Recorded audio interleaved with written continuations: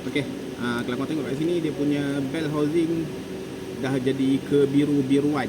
Biru nak ungu tu kan. Ni sebab apa tu, overheat. Kenapa dia overheat? Sebab skuter ni kita tak boleh maintain speed rendah.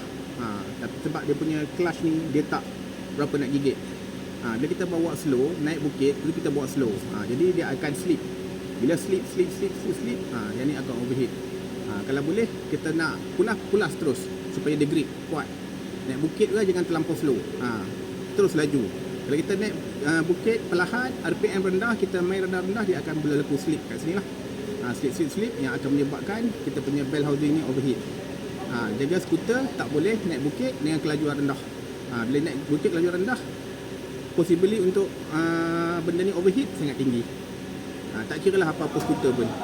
Okey. Overheat.